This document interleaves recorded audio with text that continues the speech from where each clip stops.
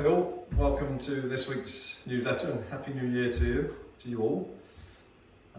Weather's not been great of late and trying to get out for a game of golf has been pretty tough.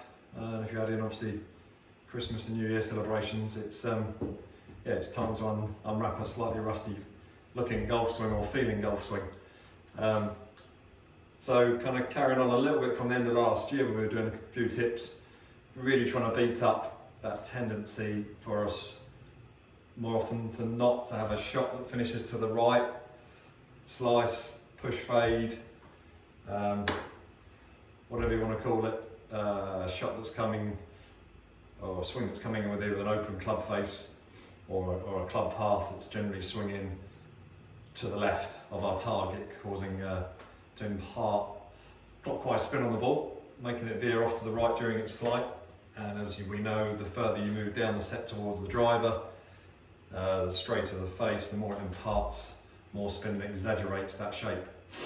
So very simple one here. You may have seen it before. Going through a few classics here if you like, but I think this is one you'll see even some better players throwing this in occasionally if they tend to get a bit over the top with their downswing. And you can simply set this up. Doesn't even have to be hitting any golf balls. In fact, you probably make it work better when you're not hitting a golf ball.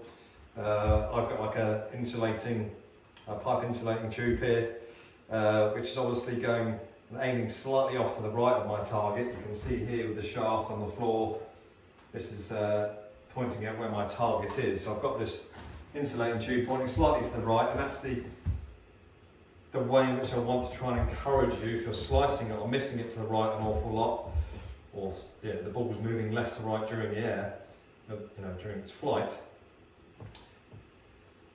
There's a tendency that if I got you in here right now and started your downswing, you're gonna catch hold of this insulating tube halfway down, coming into impact. And that's what we want to try and avoid. So we can try and avoid that as best as possible. I've got it in here pretty tight, but to exaggerate it, I'm really going to try and make sure I miss inside of this now and swing out to the right of my target.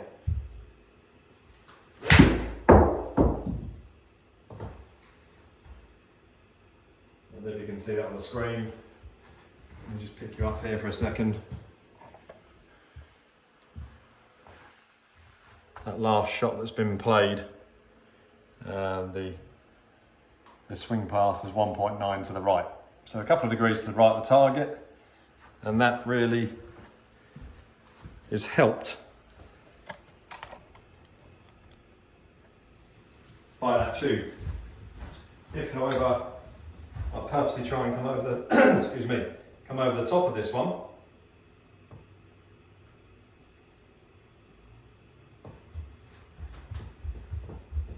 I suspect we'll see a bit of tubing hit.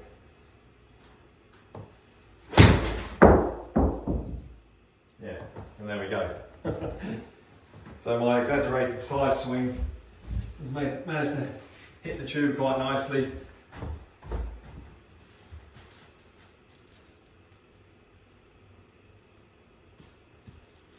And identified by hitting the tube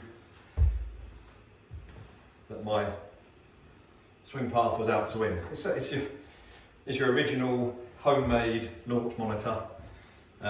Which is going to tell you exactly what your path is. If your path is out to win, catching the tube, your path is left, there's a chance you're either going to pull it to the left or slice it to the right. Most of the time, most people will slice it to the right. It's a very simple setup. You can do it in the driving net, ball on the floor, shaft down pointing out where you're aligning yourself to, where your target would be. And then you've got a tube, doesn't have to be a tube, but what you want to make sure is that it's quite tall, about 6 to 8, 10 inches short of impact.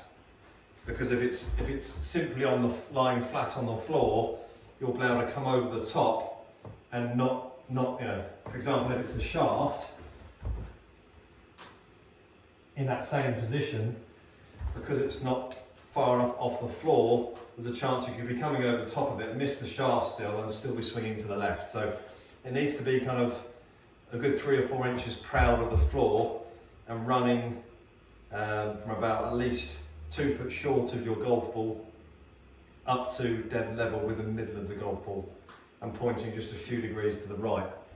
And again, all we're trying to do each time, whether with a ball or without it, is swinging that club nicely out to the right. Now if you did this on the range, you might actually find yourself pushing it out to the right because you're trying so hard to swing to the right. And don't let that put you off, because what it's doing, and what's the final thing we want in our downswing, is from the top of the backswing, is to drop the club at worst straight back down the line in which it came on. Obviously we're trying to break that tendency for the club to go out this way again. So up and down. But to break this tendency, we've got to try and, if anything, drop the club the other way to try and break that old habit. Okay? So I hope that helps. Again, another task, another way of trying to beat up that slice shot. Try and bring it and neutralise it, so at worst it's a fade, or if we can hit it straight to a little draw, whatever is your preference, but as long as that ball becomes more under control with the longer clubs in your bag. Very simple. Set yourself up correctly with it, repeat it into a driving net, not worrying where the ball's being hit on the club face or where it's going. You're just thinking purely about the movements, the correct way to start your downswing.